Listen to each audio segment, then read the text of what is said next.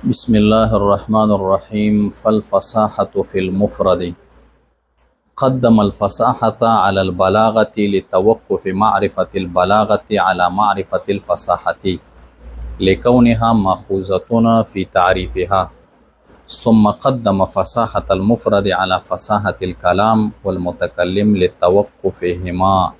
अलैहा।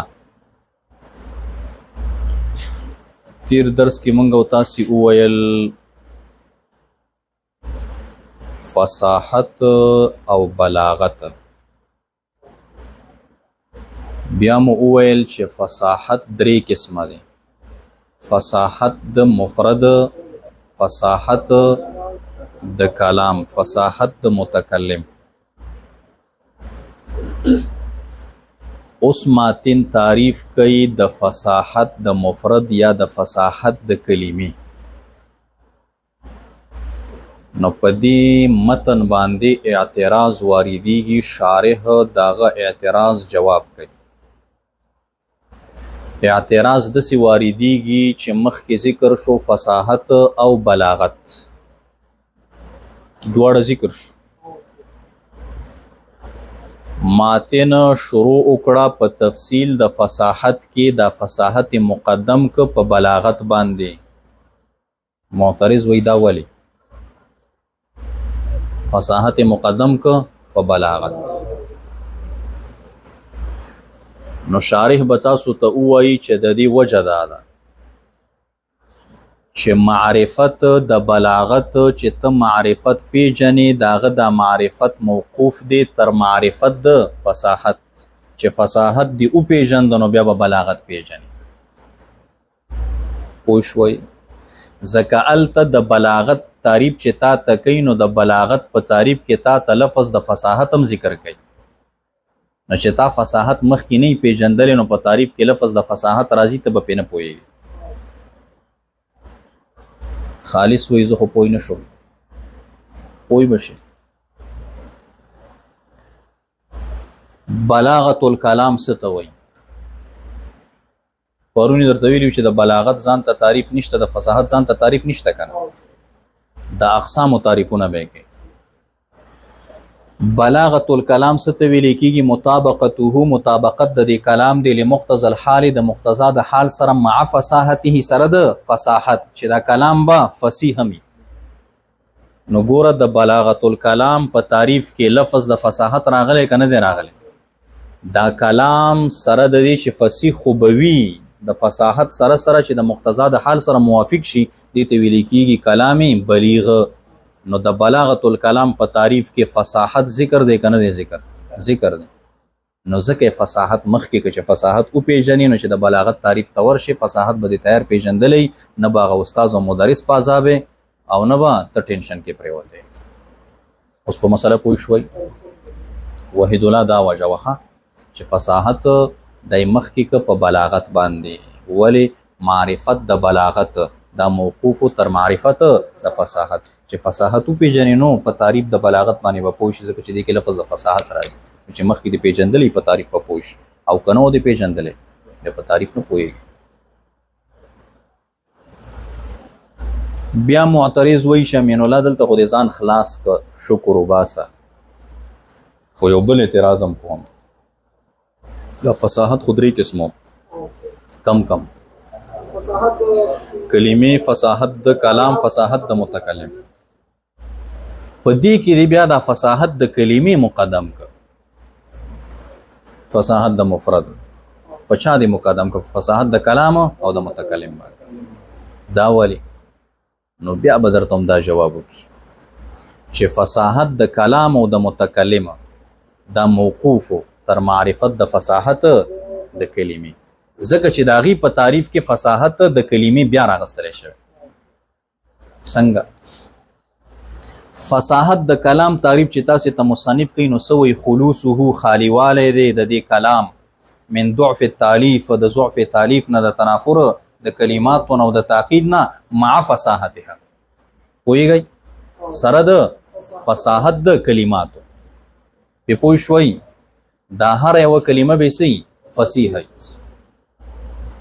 هر یو کلمه به ځان ځان تم فصیح ځکه کلام چاته ویل کېږي چې متضمن وي کلمتین یې زیات ولره کړه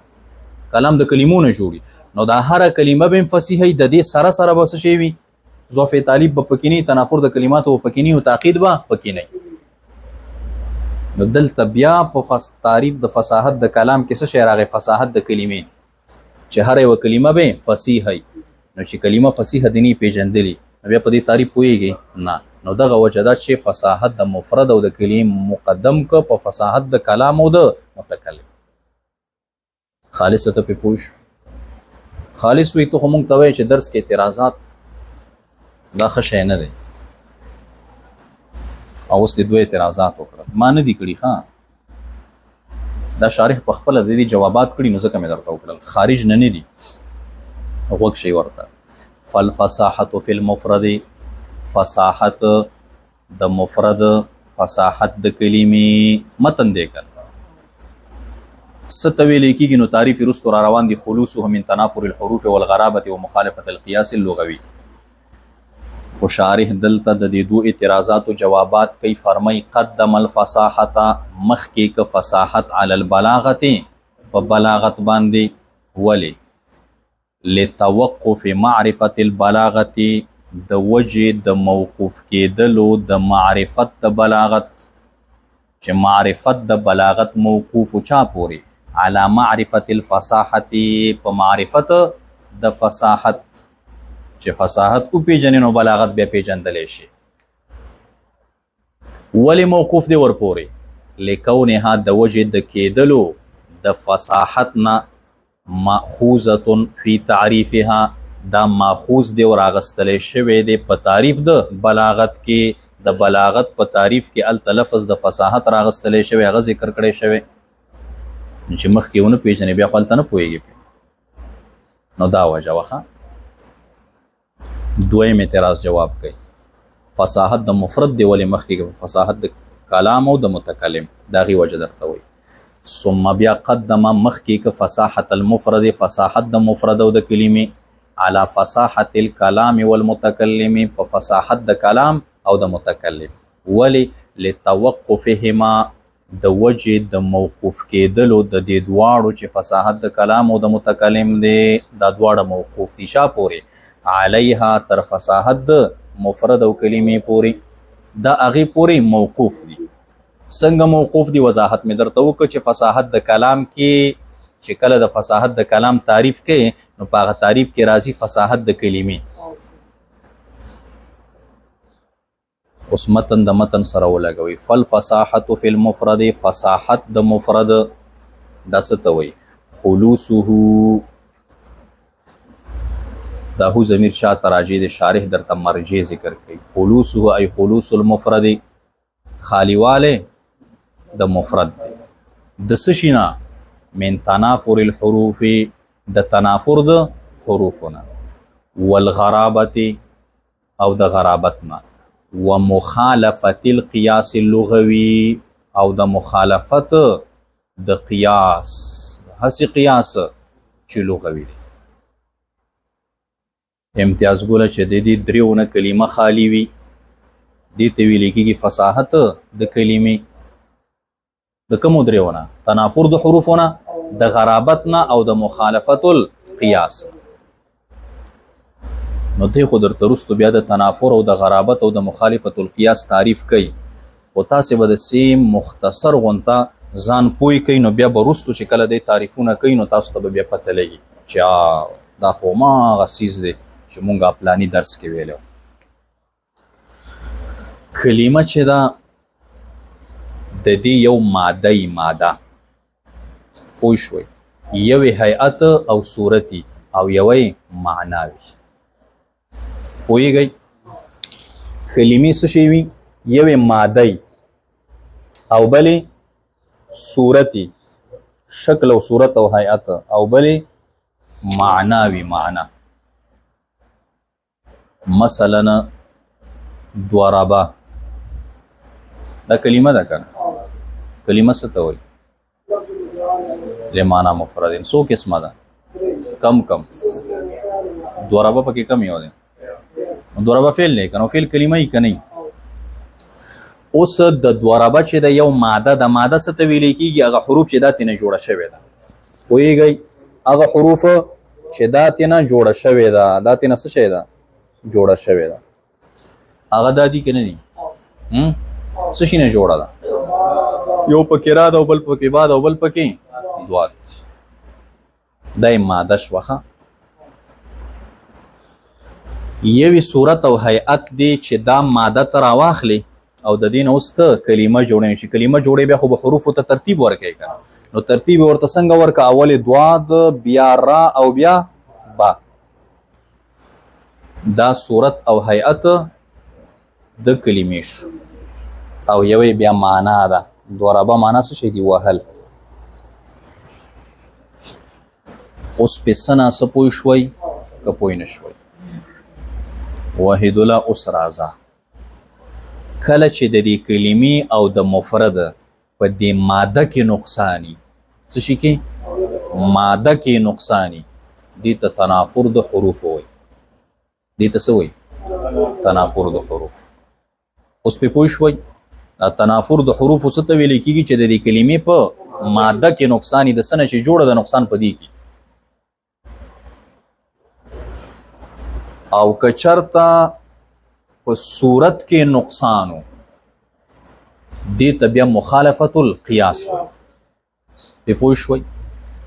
ځکه چې د هرې کلمې دپاره خپل قانون او قیاس شته که نه چې دا به داسې جوړېږي او دا به داسې جوړېږي نو چې په هغه هیئت او صورت کې نقصانو د قانون خلاف راغلی وه نو دې ته ویل کېږي مخالفت القیاس او که نقصان په معنا کې و دې کلمې په خپله معنا باندې دلالت سم نه کولو دې ته بیا څه ویلی کېږي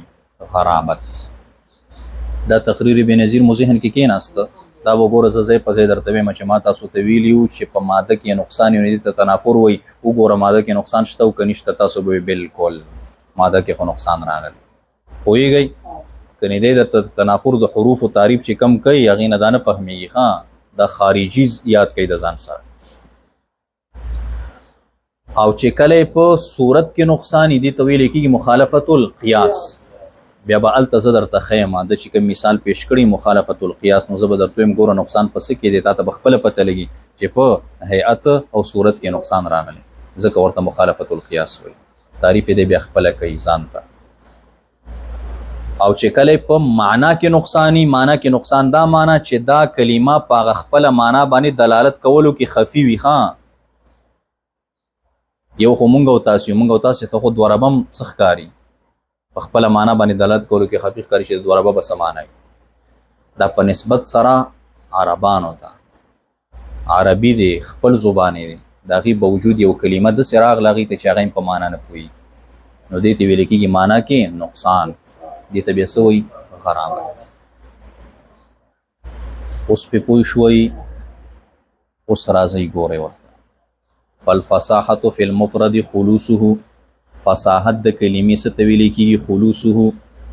خالیوالی د دې کلمې من تنافر الحروف د تنافر د حروفو نه والغرابت او د غرابت نه ومخالفت القیاس اللغوي او د مخالفت د قیاس نه هسې قیاس چې لغوي دی ناقد شارح وایي المستنبت من استقراء اللغه هغه قیاس کم چې راوستلی شوی دی د تالاش د لغت نه په دې سره اشاره وکړه دې خبرې ته چې دلته د قیاس نه مراد قیاس لغوي دی قیاس شرعي ته نه مراد نه دی کم چې تاسې په اصول فقه کې وایي په شاشي او نور الانوار او حسامي او تلویح کې وایي که نه ادله د شرعي کتاب الله سنت رسول اجماع قیاس هغه قیاس ته نه مراد نه دی ښه قیاسي لغوي ته نه مراد وتفسير الفصاحة بالخلوص لا يخلو عن تسامحنا شارح وی تفسیر د فصاحت په خلوص سره دا خالی نه دی د تسامح او د چشم پوشینا فصاحت د مفرد تعریف کې دی څه وی خلوصه خالیوالی کنه خالیوالی د تنافر د حروفونه د غرابت نو د مخالفت د قیاس لغوي نه داسې تعریف کوي نو دی وی چې دغه د فصاحت تعریف کول په لفظ د خلوص سره دا تسامح د چشم پوشی دا د سینو پکار ولې تسامح ده وای فصاحت د وجودي سیز دی کنه دی فصاحت خو وجودي سیز دی کنه او تعریف کې سوی خلوصه خالیواله تعریف په عدم سره کوي کنه کوي تنافر بنئ غرابت بنئ مخالفت د قیاس بنئ د وجودي سیز تعریف په عدمي سره وک او د وجودي سیز تعریف په وجودي سره پکاري عدمي سره خو نه پکار نو د سينو پکار په بل انداز تعریف کول پکارو چې تعریف د وجودي راغلی وي په وجودي باندې او د تعریف د وجودي سيزو کو په عدمي باندې نو ځکه وي وتفسير الفصاحه تفسیر او تعریف د فصاحت په خلوص سره چې خلوصه من تنافر الحروف لا يخلو عن تسامح دا خالی نه دی د تسامح نه بیا په حاشیه نمبر 5 کې لاندې محشی تعریف کړي دی وجودي نو هغه بیا په خپل باندې وګورئ ښا ځکه د حاشی ذمہواری معنی دا غسته ما چې کتاب غسته چې مختصر المانی به زه درس کوم پوهیږئ نو حاشیه خو مې نه یاد کړی نو دا غي حق په معنی لري د متن او د شرح او د یوې نیمې نقطې دا حق برا باندې ولري او د حاشیه حق دا مور باندې نشته نو چې نشته د خپل کار کوي